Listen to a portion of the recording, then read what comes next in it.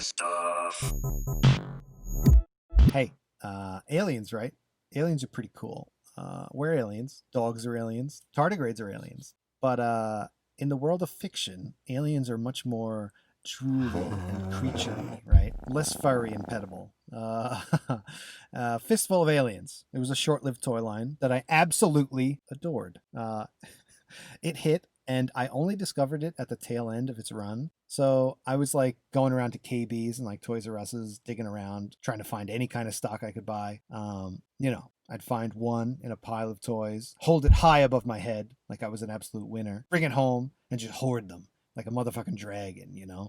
So the premise here was like rock, paper, scissors. There was like a red team, a blue team, and a green team, and they all had numbers on the bottom of their feet. They were like different packaging variants you can get. There was like a smallish pack.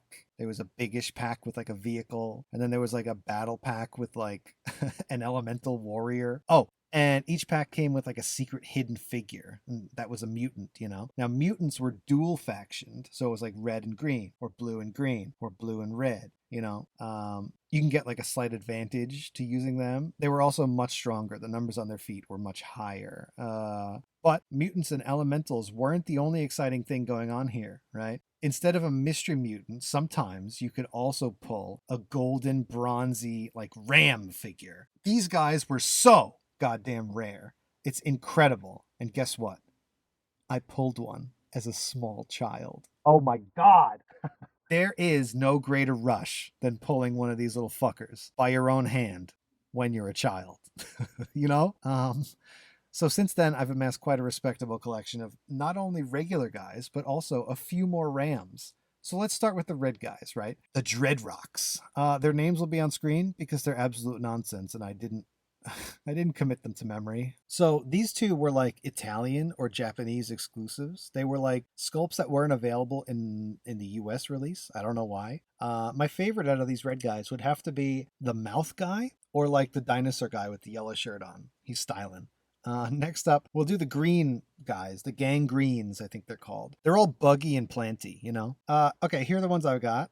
These two right here are the Japanese and or Italian ones. My favorite would have to be the one with the red pincer head. He's awesome. And the purpley Italian-y exclusive-y one. He's pretty cool, right? Cool tail. I love it. Lastly, we got the blue spews, right? The blue ones. Yep, these are they. Pretty fucking sweet, right? I love the guy with the raised greenish fist. He's rocking out. And the exclusive is like a sketchy motherfucker, right? It's like a big brain duckfoot bastard. It's pretty weird. Mutants. I've got the basic 8. And then there's these two, who are again either Italian or Japanese exclusives. But now this is where it gets weird. So these are ones who I have dupes of, but they're like not paint dupes, only sculpt dupes, which is pretty weird, right? Like these are all mutants and they're supposed to be half and half, but they're only one color scheme. And we're finally here, right? We finally reached Big Ram City. To start it off, this guy, my pride and joy, Ramblar. He's pretty cool, right? Look at him. He's amazing. And here's the rest. Aside from my boy, my favorite would have to be the eyeball guy. It's pretty fucking good. Look at him. Pretty cool. Nearing the end, we come to mailaways, right? In addition to having blind packed figures in each pack, for every pack you bought, you got points. And then you could collect your points and mail them into Yes Entertainment, the company that made these guys, and get some mailaway figures. So these are they. They came as a set of 3. They're incredibly rare.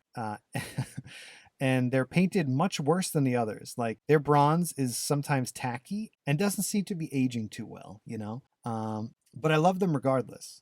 We got like a dragon looking guy, a cool tree looking slug man, and then like a tripod looking creature, right? They're definitely buffed by the fact that they're like rare, but also these feel like they're more detailed, I love them. And here's the elemental ones.